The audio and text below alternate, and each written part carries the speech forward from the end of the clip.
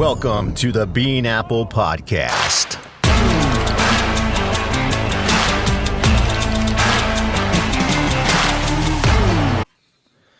All right, welcome back to the Bean Apple. We are wrapping up the baseball season. Yankees are no longer going for a World Series run. So just me and Jim today. So let's have at it. Let's talk about, we ended last episode with talking about Deivi Garcia getting that start and what that was going to mean. You know, he was either going to be a hero or he was going to be a bum, and that was going to be Boone's. That was going to be like Boone's. I guess his calling card there for this season was what was going to happen with that. That was either going to be a great play or it was going to be a disaster, and it was definitely a disaster. Mm-hmm. That was I mean, call. You know, so he didn't even give it enough time in my eyes, right? So, you know, whether it was a ploy to get all the right-handed bats in or left-handed bats in, I should say, so because he was going to go to Hap all along. But I mean, he's the youngest kid to ever pitch since Whitey Ford, right? We talked about that. The kid has poise on the mound. He gets in there, yes. He gives up a run. He throws, I think, 25 pitches in the first inning, but no reason to take him out. We're up 1-0.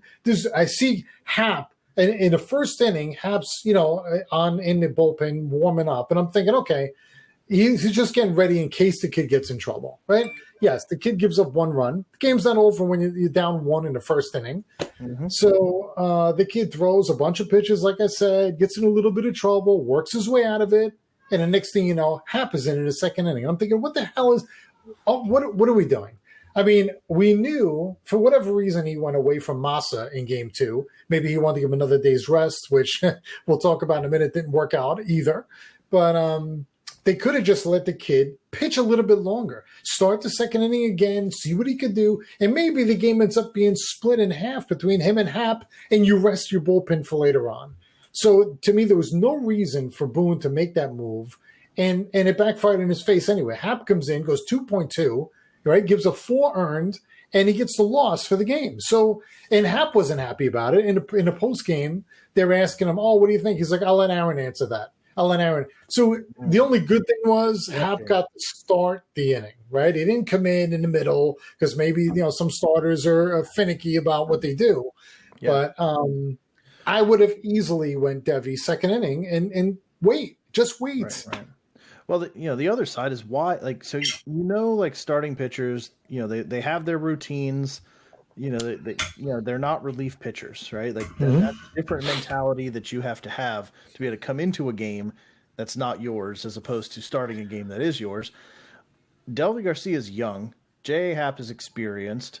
Why would you not flip that around the other way and let the kid come in the middle of the game? Like that, like you said, it doesn't make any sense. Like you set the entire team up for failure. You're either going with the kid or you're not. Like, you said it perfectly. Let him go 4 innings. If he gives up a couple runs, big deal. But then you stick with your game plan. If not, throw Hap in there, let him pitch, and forget about this little cute experiment because we talked about it. The Yankees lost it in the first inning.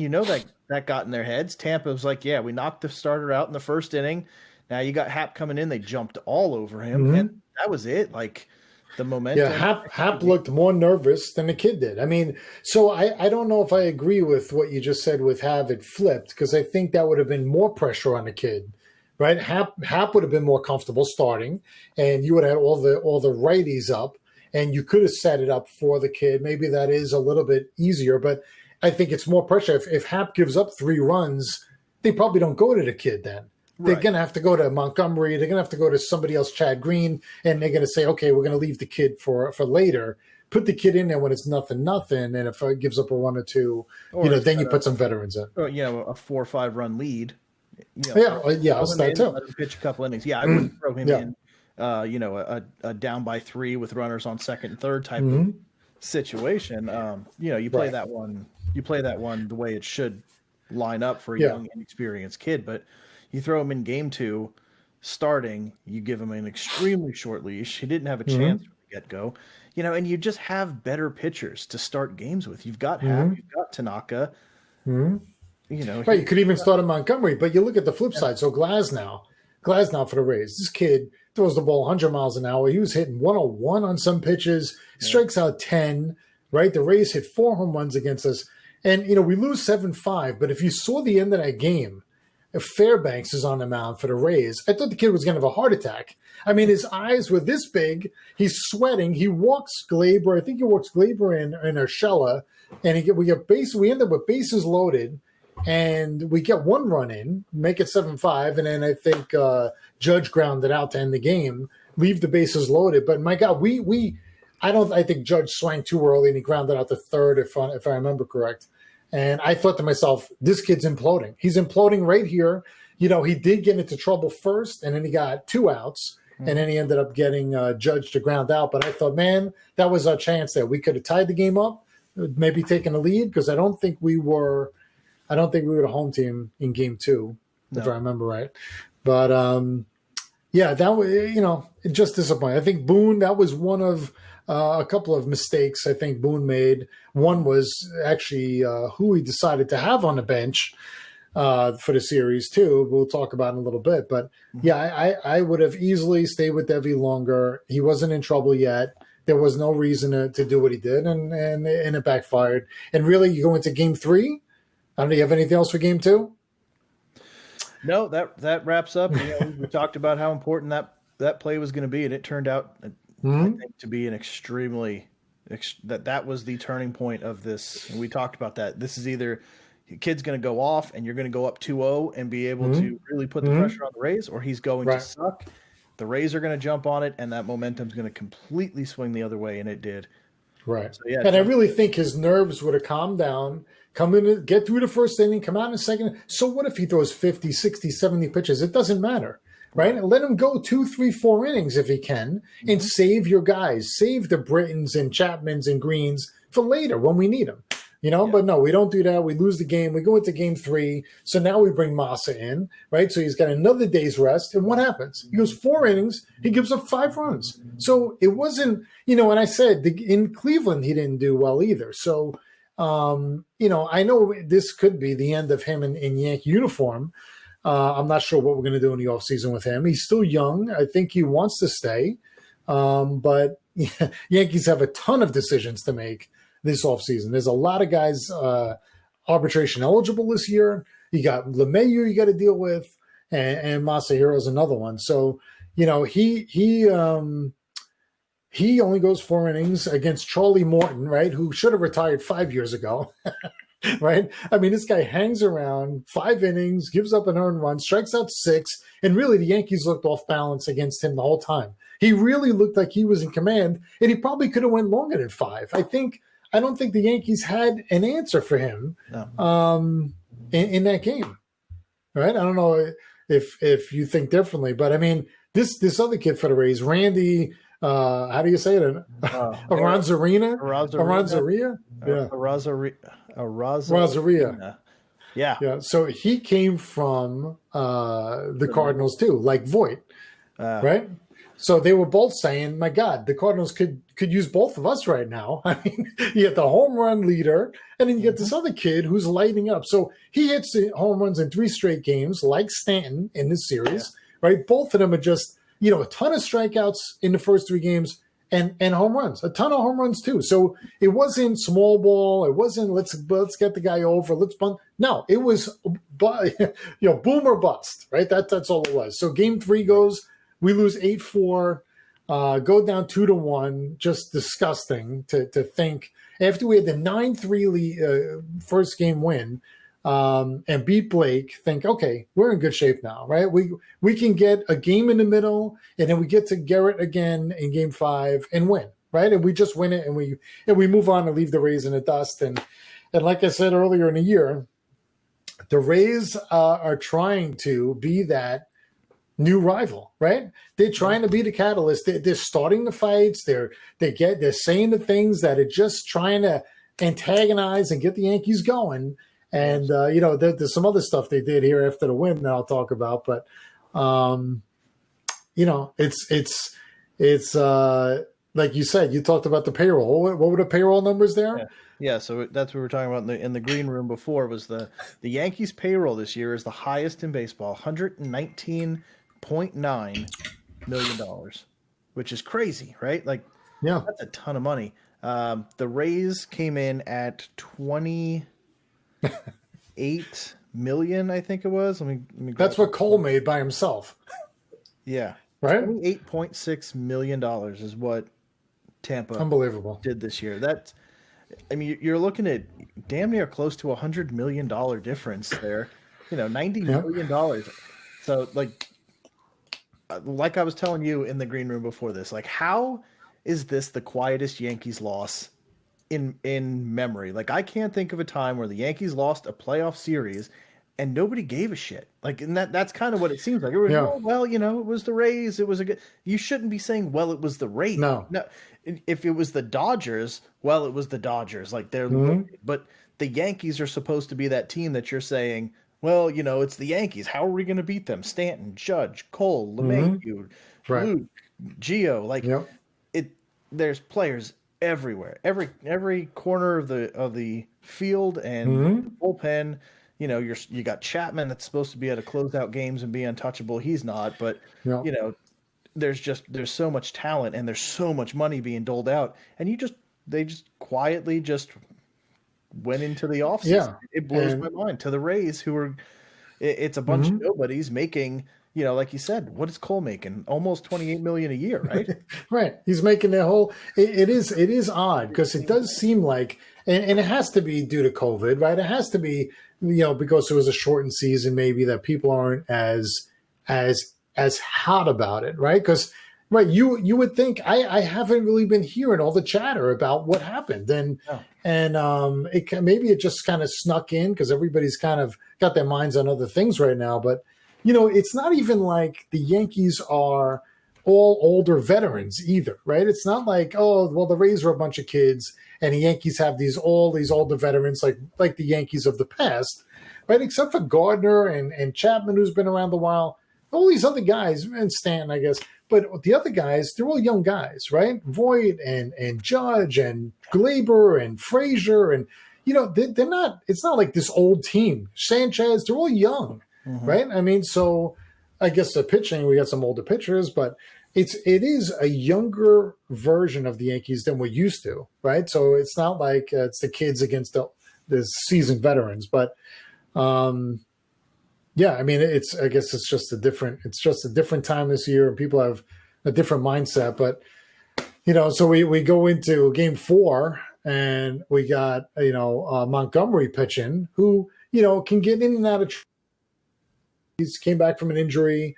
Him and Green only give up 1 run and 3 hits, right? So they really did the job against that we hoped Tanaka would have done, or even Happ, who showed promise in the last month of the season. All of a sudden, Happ was pitching like he's pitching for a contract he wants to be here next year, and 1 run, 3 hits, and Voit and Torres hit home runs, and so the thing I was leery about in Game 4, so we win 5-1, right? Okay, great, but we go to Britain for 1.2 innings, right? So he has to come in the 7th. And I thought, we may need him in Game 5.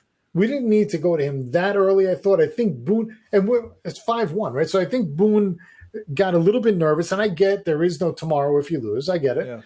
Yeah. So Britton comes in, Chapman comes in for more than 1.1 over an inning and closes it out. Great. Gets us to Game 5, gets us to Cole, and now we're thinking, okay, we got it. Cole's pitching. He's money. It was going to be either Snell or Glasnow. And, you saw both of them in the bullpen. And I was hoping it was going to be Snell because I think we do have success. I didn't look up the numbers, but I feel like the Yankees are more comfortable against Snell. I feel like we do hit him around. I feel like we do make him pitch. And he ends up walking some guys or whatever. And Glasnow is heat, and he's over the plate, and he's been a challenge for the Yankees, right? So, I mean, we make it to Game 5, and it's a tight game, right? It's a Judge gets the home run down the right field line on a fastball, right? So he's late on a fastball, but he hits it into the second row, I think, down right. And then Meadows ties the game up with another home run, and we go 1-1 for a while, right? There's not a lot going on. And Then we got to bring, Chapman in, right? So here comes Chapman again. So even before that, right? So before the Chapman pitch, we go to the bench and we got to bring a pinch hitter in for some reason, right? Because all of a sudden Higgy can't be our hitter, right? He's been in the runs. He's been solid for us. And we go to the bench and Mike Ford comes in. Mike Ford comes in for Higashioka. So for some reason, Mike Ford is our only option on the bench. I mean, I would have easily gone to Clint Frazier, right? You could have had Clint come in and get the bat and hopefully do something. And even, so I talked about the decisions Boone made. And where is Andujar? So Miguel Andujar gets left off the roster for Cleveland and for Tampa. Mm-hmm. This kid puts the bat on the ball. I don't care where it is. He'll golf the ball like Vladimir Guerrero used to, right? One hop it up to the plate and he hits it like they play cricket. Yeah. And for some reason, we decide to leave him off the roster, but we bring in Mike Ford. Mike Ford, who hasn't hit the side of the barn in like 2 months, he's the guy we're going to go to take Higgy out and put Sanchez behind the plate. Why? Who? How does that decision get made? I don't understand it. So here comes Ford. He looks at like 7 or 8 pitches and strikes out. I don't even think he swung once, and that's been his like calling card now. He's just he does the Mike Hargrove thing of the 80s where he's got to adjust his gloves after every pitch and get ready and look. Another pitch comes in, step out, do the gloves again, step out, do the gloves. No more Garcia Parra each time. It's unbelievable. But I mean, so yes, he strikes out. The ball was borderline and it could have been ball 4, but he strikes out and gets us nowhere. But it's so aggravated that it wasn't Frazier up there or it wasn't just Higgy left in there. Because I'm not comfortable going into the bottom innings, the last innings, with Sanchez back there instead of Higashioka. Higashioka's been solid for us. We're not going to go to Sanchez, who's a liability. And then all of a sudden, you're going to have Britton coming in and you're going to rely on him scooping him out of the dirt. No, I don't want it. But, whatever. We went to Ford. Ford strikes out. We get nothing. And then here comes Chapman again against the guy who he buzzed in across his head at 101 back in September, Brussel.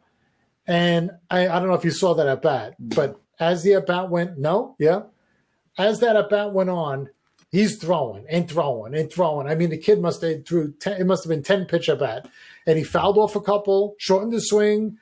Chapman threw a changeup and he pulled it foul far down the left field line, and then he fouls one straight back. He fouls another one straight back, and he just kept shortening the string. And Chapman's throwing the same pitch, bang, home run. I mean, same thing against Altuve. So 2 years in a row, we got to go down with Chapman on the mound. At least it wasn't his second best pitch, right? You can't lose. If you're going to lose, you lose with your best, right? Right. And that's what he did. But and the kid hit the home run, and we get up in the bottom of the ninth, and we couldn't do anything, and the Rays move on. Incredible. Yeah. But I think about Paxton, the big maple goes down, right? So we don't have him in the lineup. We don't have Severino, right? Our ace. Yeah. So we go through the short season without the ace of the staff, and we don't have Domingo Germán either, right? So he gets the domestic abuse or whatever. His suspension just finished, so I don't know if he's going to be back next year. So next year we go in with Paxton and Garrett and Severino and Germán and who knows who else. I mean, is it Monty? Is Masahiro back? Is it J Happ? Who's going to be the number 5 at that point? I don't know. And isn't Paxton a free agent? I'm not sure. He might be. Let me look it up real quick. Masahiro is. Yeah, because I think there's going to be a pretty big turnover for him. But there's a lot of guys he's signed through 2020, so he'll be a free agent. Tanaka will be a free agent. Severino, you don't know what's going to happen. Right. Hopefully he can come back from the surgery and the injury. But I mean, Paxton, right. So Paxton didn't do great this year, right? Didn't have the year he had last year. No. Short year and an injury filled. And, what's he going to command? right? Are other teams going to be trying to pick him up after the year he had, Oh, or are the Yankees going to try and get him on a bargain? I'm sure Seattle Right? will chase back after him again. I have no Yeah, I'm doubt. sure they will too. As bad as their pitching has been, I can't see them not jumping on that opportunity to bring him back. It's worth, because like you said, he's not going to command top dollar.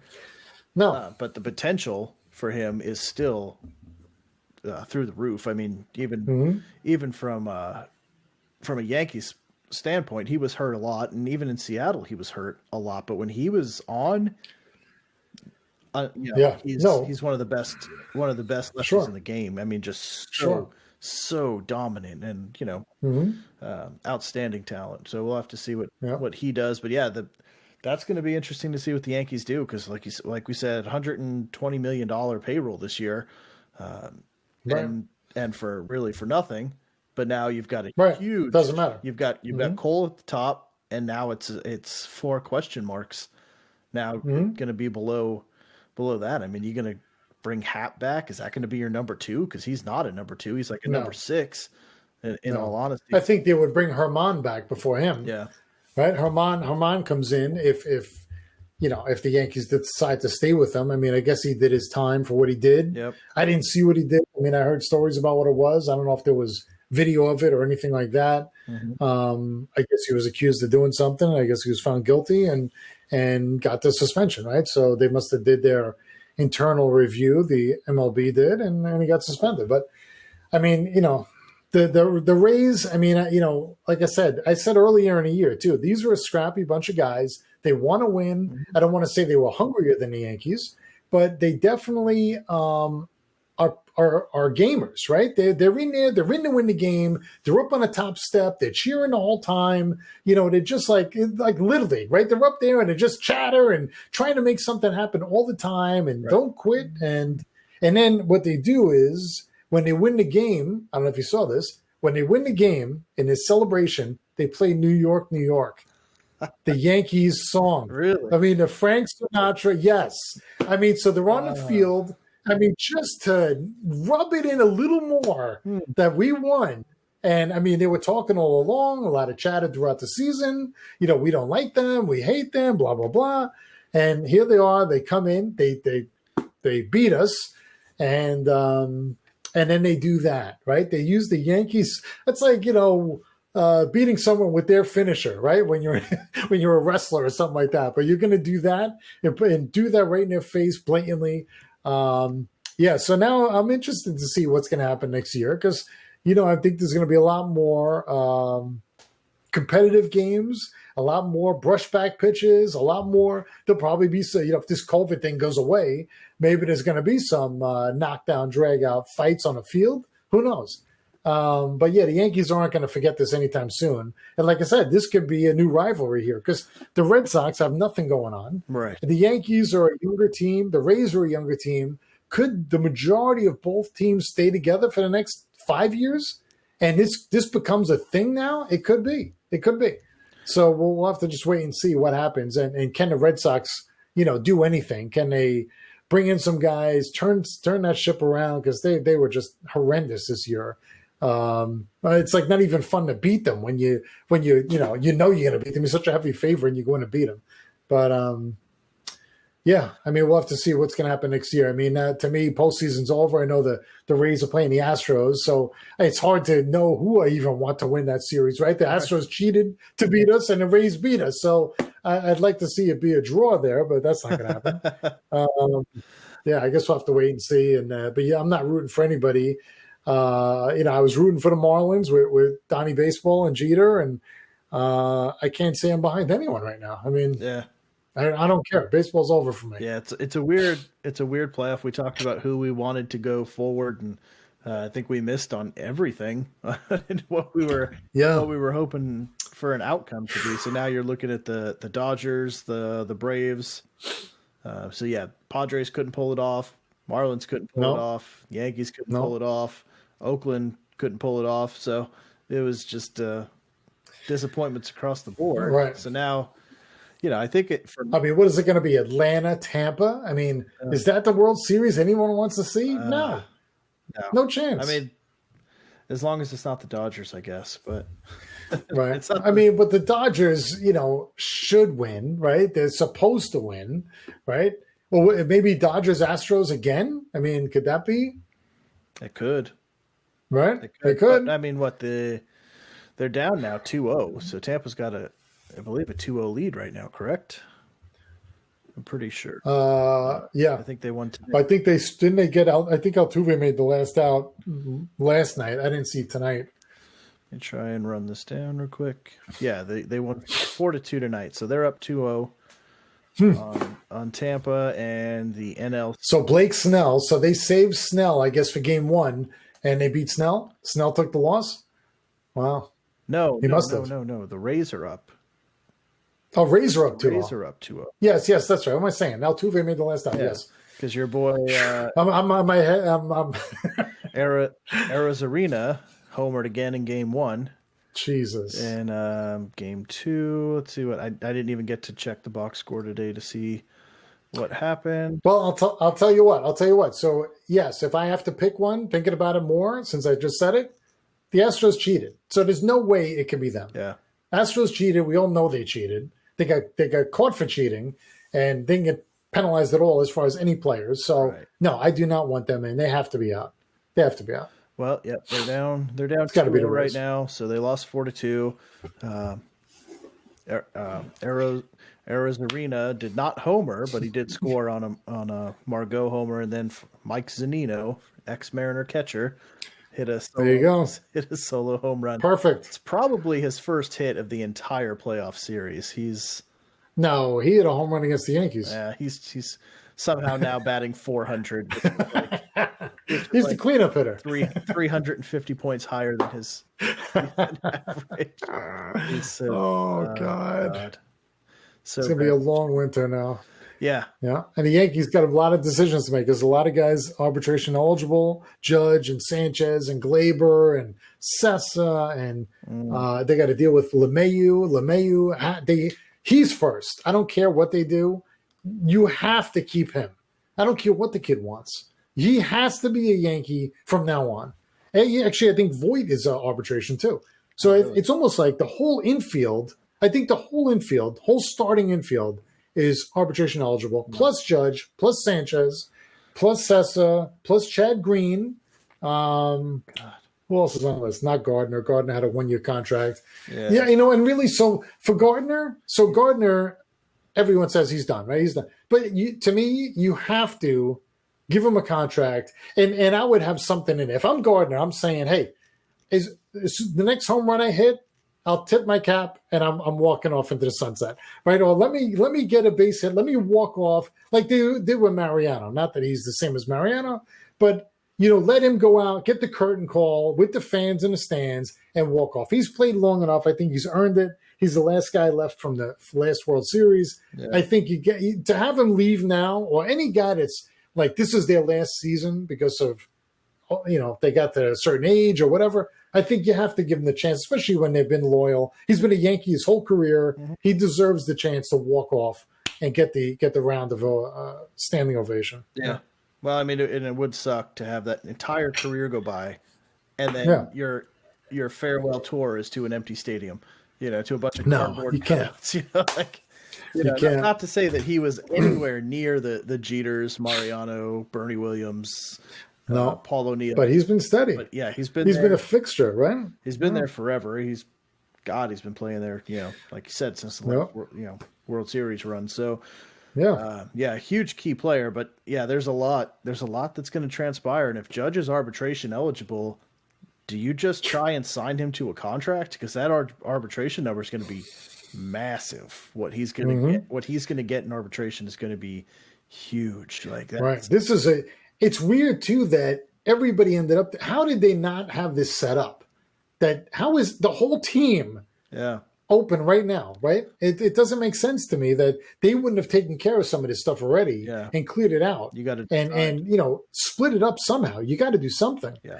And especially when, you got DJ coming up, too. Yeah. And it makes more sense right now especially like Luke Voit. Like if you believe that this is real – you sign him to a friendly contract right now. because if he goes the couple years of arbitration and keeps crushing, he's unaffordable. Like That's right. So if you could lock him up to like a 6-8 year contract right now for 100, 90, Right. 80, you could probably sign him to a 8 year, 80 million contract. I think it's going to depend with him. What's up with his foot? Yeah. Right. Because he's got something with his foot. He's been limping. He keeps saying, I have some foot stuff, whatever the hell that means. Plantar fasciitis, or however you say it. Yeah. Yeah, he's got something going on there. So I don't know if he needs surgery. I don't know what it is, but he's been limping all season, but he led the league in home runs. So, right. It hasn't totally hobbled him, but I think it's going to be a problem in the field, right? I mean, how much longer is he going to be able to play first base? And we already have a DH, right? If Stanton is staying, then we're not going to have two right-handed power bats. Yeah. And it would have been nice because in the past, like I talked about, we brought Mike Ford in. In the past, we had Chili Davis, and we had Cecil Fielder, and we had Rock Raines, and we had Darryl Strawberry. We always had a bomber on the bench waiting to come in for these kind of games. And we bring in Mike Ford, who's batting probably 160 with, nothing. 0, 0, 0, every other category. And, he's the guy we go to in a maybe in a tight spot. Maybe you need to reevaluate your what Boone is as well at this point. Like, well, he's another one. His contract's up. Really, his contract's up. So what do we do with him? Is he coming back or not? And I have to say, I think they're going to give it some serious thought because I don't know if it's the right thing to bring him back. And that's what we were. I mean, he's made some questionable moves. Yeah, and it's a quiet offseason, and the Yankee faithful should be calling for his head. In all reality, like you think about how Girardi was run out of town, for less than that. You think back, to Joe Torre, treated like shit at the end, and he came off a dynasty of Yankees World Series. Boone's done nothing really, and he just. There's no reason this game this series should have been lost, like we're talking about. And he's just being let off the hook. Like, it blows my. I've never seen the Yankees fans act like this. It's World Series or bust, and if not, we want somebody's head on a spit. Like it's. That's right. In this year, it's just like, they gave it their best shot. Like, no, get mad, get angry, have those continue to hold those expectations high. Because if not, what are you going to do? Bring them back, let them meander around for a couple years, and get in the playoffs here, miss the playoffs there, get to round 2, This was the only shot we had. I mean, the football teams are 0-10, right? So we had nothing else. This was it, and we got to the game 5, and we couldn't do it. I mean, with our best pitcher, our money pitcher on the mound, I get it. He was on short rest, but even that, I think they pulled him too early. Right? I think he had, if I was to guess, 93 or 94 pitches, and there was no reason to take him out yet. They could have just kept him in there longer and let him ride it out longer. You didn't have to go to Britton and Chapman again, back-to-back games for extended outs. You just didn't have to do it. So, again, I think he was nervous, and he goes to his plan. It's always got to be Chapman. I'm glad he stopped using Ottavino because that guy, I don't know what's going on. He throws that Frisbee slider over the plate. If you see it coming at you, you know it's going to end up over the plate. So don't bail. Stay there and just swing away, and it's going to be dead center, right? Perfect center cut. Sighted and perfectly. It's just unbelievable. So if it starts at the plate, it's going outside. You just let it go. So, right. But I think he's got to go. I don't know what other managers are out there right now that are available. That I would say I would like to see them come in. But yeah, I mean, maybe it's somebody that's internal already that we bring up. But I think that 2 years in a row, losing at the end, the deciding game, so we couldn't move on. You got to get past that. So, you got to be better than that. Yeah. So Cole, you're talking about your money man. He's making as much as the entire team of his opponent. And yes, it's short rest. He still went 94 pitches. The problem is he only lasted 5 1/3. Like you want Cole to go 8 innings of shutout ball. Right. In the but it was short rest. It was short rest. But he still went 94 pitches. Yeah, right. It took him right. 94. Well, the first inning, he was all over the place. He got into trouble early, and he threw a lot more pitches than he normally does early. Right. And then he got with Higgy in the dugout, and he was in his ear about what he wanted to do going forward, and then he settled down. Yeah. But he didn't need to come out when he did. He should have went longer. 94 pitches to get through five and a third is that's not what you want from the arguably best pitcher in baseball. But yeah, I want to start it right here on the show and say they should give old Jorge Posada a phone call and see if he wants to manage the Yankees. There you go. That would be perfect. If I was a team right now, you've got a guy that knows how to win. You got a guy that knows how to play under pressure and win under pressure. And you've got a guy that caught some of the best pitchers in baseball. Like he should know the game. I mean, he caught Clemens, he caught Pettit, he caught Mariano. Like he's seen everything. That's right. Part of a dynasty. He's bilingual, right? I mean, the players love him, the fans love him. Yep. That's the question will be: is he interested? Would he be interested in being a manager? Right? A lot of catchers turn into managers, so it would make sense. He could be in line for that. It is the closest position to managing because you're calling the game. There all the time. You're arranging players, you're calling the pitches, you're deciding the game. So you're basically an extension of the manager. So I would give him a call if I was a Steinbrenner or Cashman or whoever's making that decision. Drop that feeler in there. Hey, what do you think about throwing the pinstripes on? Right. What are you doing for the next 3 years? Right. Gain a couple pounds, and stand in the dugout, spit some seeds, people, perfect. If I was running any other team, I would have called him as well. A Mariners fan, I would definitely. It's worth a shot. Yeah. But I'll start it here. So if that ends up happening, we've got to on the record. We got to find a way to get this on national television to be like, man.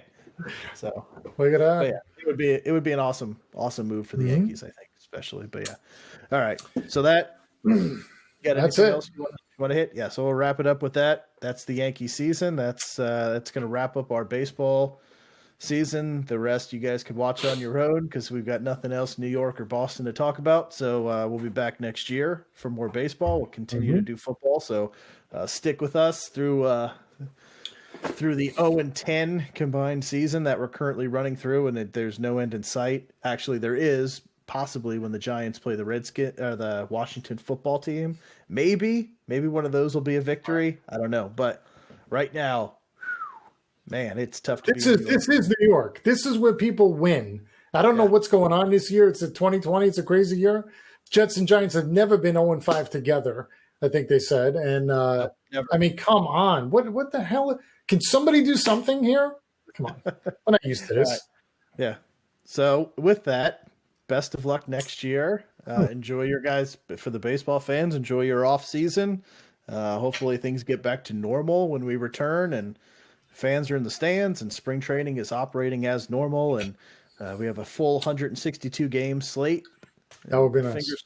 Fingers crossed. But so until then, yes, I just want to go to a baseball game and pay for an overpriced beer and a hot dog, and be very high. I saw something like what I would give right now to pay $136 for a beer and a pretzel at a baseball game. It's like, we complained about it until we can't have it. Now, that's right. Here, take my money. Take my money. That's right. All right. So yes, until next year. Please continue to listen to the football. We'll do some pregame or preseason shows for baseball. So stick around, keep paying attention to what's going on. But until then, we will see you in the spring. So for Jim, I'm Joe, and we will see you guys later.